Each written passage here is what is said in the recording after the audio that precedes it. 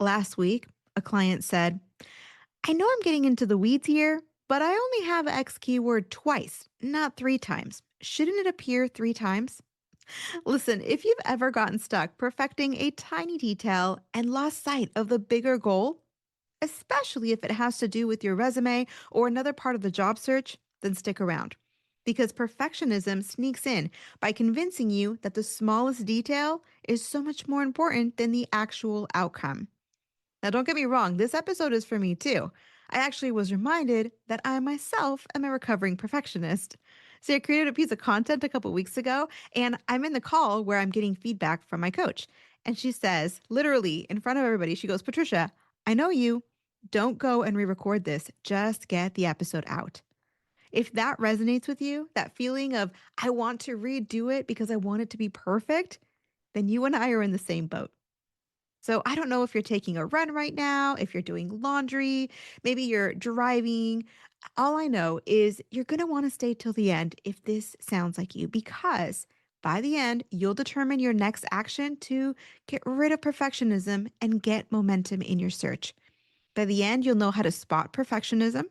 You'll figure out how it's sabotaging your search and how to fix it. All this so that you can get away from perfection and become more decisive. And that's going to give you the mental space to focus on what really makes a difference. Okay, but before we start, you're here because you want to do things well. So let's set your foundation right. Download our strategy. I drop in there the 5 steps showing you how to think differently about every single part of your job search, especially when it comes to this new and kind of crazy market. So click the link in the description for the 90 days to the right offer, or head over to theuncommoncareer.com/90. Again, that's theuncommoncareer.com/90.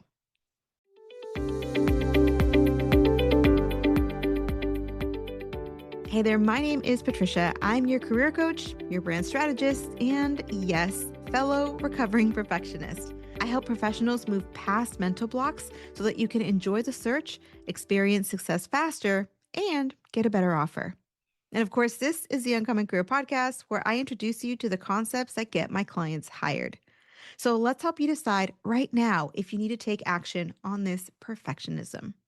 See, perfectionism is a cycle. If you take nothing else from this episode, you got to get this cycle down, because once you see it, then you can start to interrupt it. So here's how it works.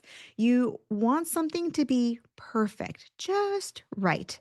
So you spend your time either tweaking, or you tweak and then you let it simmer. Either way, time passes. And that could be a couple days, a week, a month. Notice that during this time, your momentum totally dies out.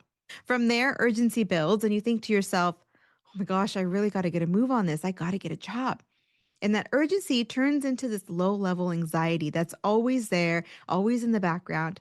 And eventually, that anxiety leads to an avoidance, a procrastination. Because if you don't know how to make something quote unquote perfect, then it doesn't matter how much effort you put into it. And somewhere deep down, you know this.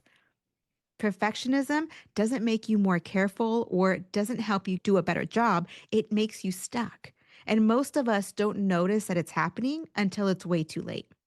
But when urgency gets to its peak, that's when time runs out and you feel like you're forced into action. But at this point, it's rushed, it's sloppy, and it's incomplete because it's never what you wanted. You were waiting for something perfect. In reality, perfection never arrives. It's sort of a false hope.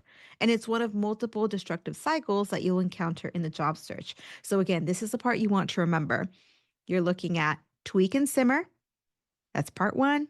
Then you get into urgency. Urgency leads to avoidance or procrastination. And procrastination leads to sloppy action. So, how is your job search going right now? You might be trying to figure out your career direction. But if the more you research, the more you realize I'm not getting closer and closer to clarity, I'm actually moving closer and closer to overwhelm. That might be a sign of perfectionism. Or if you're updating your resume but never feel like you're quite done, it's never really ready, and you don't know what it will look like when it is ready. Or if you find yourself leaving an interview and you blanked out on things you actually knew, keep in mind that's probably because when your mind is hunting for the perfect answer, it's going to block the real answer. That's why people leave interviews saying things like, I knew the answer. I have no idea why I didn't just spit it out. But see, here's the important part. If any of that sounds familiar, you're probably in one of three scenarios. But as you listen, I don't want you to think about how to fix it just yet. Just notice which one of the three scenarios applies to you and then confirm that. Because if you can commit to a direction, this applies to all decisions and all momentum. If you can commit to a direction, then that clarity comes and you know what to do next. And so that's what we want. We want to be able to take the very next step.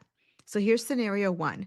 Scenario one is if this is only happening in your job search.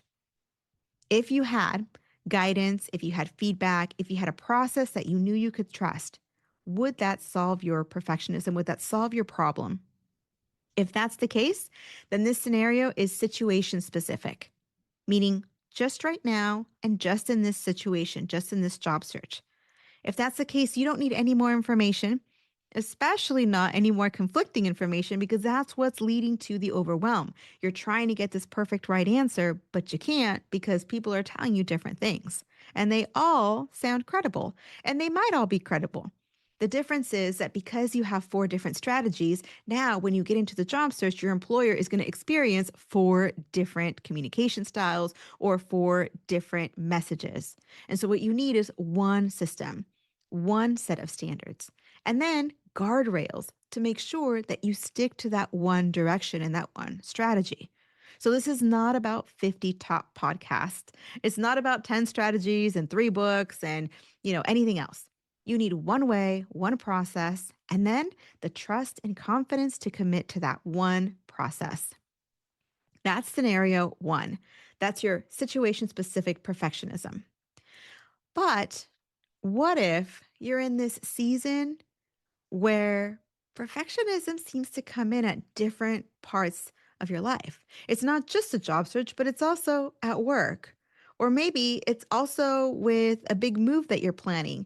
You seem to get stuck, like really trying to get things perfectly, but it's not helping you to move forward. If you think to yourself, I've usually been pretty decisive, but lately, everything just feels harder and heavier. And I can't seem to get to that smooth momentum that I feel when I've got a lot of energy and I'm just doing things right, or at least it feels like I'm doing things right. If that's you, then this is more about behavioral change than tactics. Yes, the job search support is going to be helpful, but the important piece is turning the corner to come back to the successful and decisive person you know you are. You just need to find her again. The job search then becomes training ground where you learn to recognize that pattern and interrupt it in real time. So now you're moving forward in the job search with best practices while you're also coming back to yourself with behavioral change. Two birds, one stone. Now, this is where our program really works hard for you. Transformational coaching means that I don't just give you the tactics and we don't just develop your brand. We coach through your entire transition. And that includes the mental and behavioral habit changes that you need in order to focus on impact and to show up decisively. The link is in the description to get on a call and to talk more specifically about your goals. But you can always just type it into your browser. That's theuncommoncareer.com/call. Okay, so let's jump into scenario number 3. This is your long-standing perfectionism. If it's more than in this season or lately, it's felt like I kind of lean towards perfectionism. If you've always struggled to move forward unless something feels perfect, and even when you have reassurance and best practices and feedback, you still feel stuck. And if this affects multiple areas of your life, then we're no longer in coaching territory alone. That's where counseling or therapy becomes a bit of an anchor, and then the job search support becomes secondary. Now, there's zero judgment here. As someone who's gone through counseling myself, you should know that going to counseling means knowing where you're strong and where you want to become stronger, and then having the wisdom to seek the support to get to where you need to go. Now, let's come back up to a 50,000-foot view and let's talk really quickly about what it looks like to leave perfectionism behind. What does it look like in real life? One of my clients, we're going to call her Shelly for today. She started out by saying things like, I know I'm going in circles here, but didn't we use this keyword twice instead of 3 times? She knew she was in the weeds because she said, I know I'm going in circles here. But she also didn't know how or when to stop because she continued on with her question, right? Now, the program provided anchored standards and consistent feedback. And with those two pieces, something shifted over time. Instead of asking really detailed questions, she started asking more big picture questions like, overall, is this positioning me for X kind of roles? That's a big difference. She stopped trying to perfect small details and started thinking more strategically. And her biggest takeaway? She said, now I know what this feels like. And because I know what it feels like, I can stay in this space. The awareness she gained followed her into her onboarding, into meetings, and into leadership. And that's the real win here. It is the job search, but it's not just the job search. It's not just the offer. It's a transformation that goes with you everywhere. Now, this is where you want to think like a CEO. A good CEO doesn't want to be right. They want to arrive at the best possible outcome. So, your goal is to be that CEO.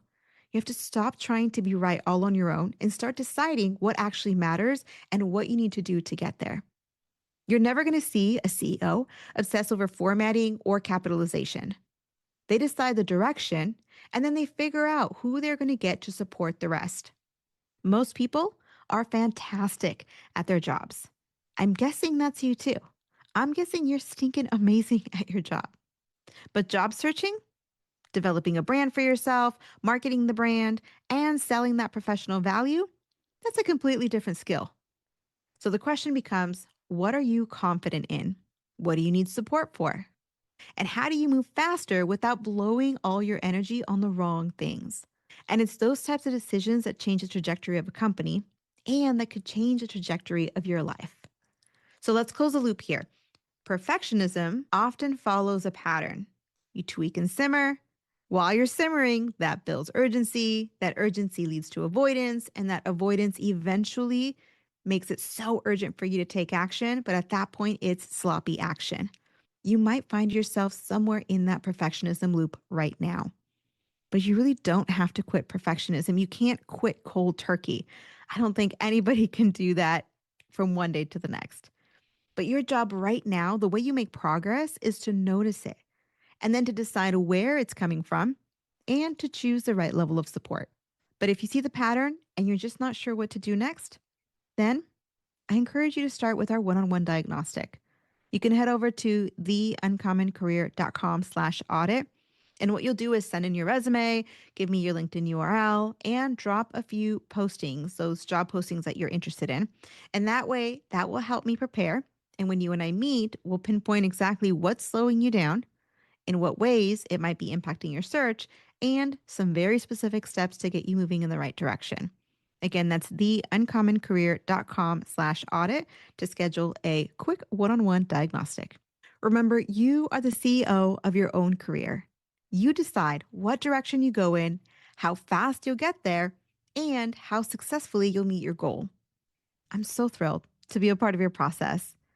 And I wish you all the best in this next week, in this next year, and as you continue on with your search. If you and I get a chance to talk, then I cannot wait to meet you. And if we meet next week, then I will see you then for another episode of the Uncommon Career Podcast. Until then, know that Denise and I are cheering you on. We're praying for you, and we'll see you on the next one. Hey, thanks for listening. I really appreciate you spending time with me today. If you found this episode helpful, please tap the 5-star review on the show's homepage in your podcast app. It would absolutely make my day, and it helps others discover the Uncommon Career Podcast. Now, to download your free career resources and learn how I help seasoned professionals land amazing offers in as little as 90 days, click on the link in the description or go to theuncommoncareer.com. Thanks again, and I'll see you on the next one.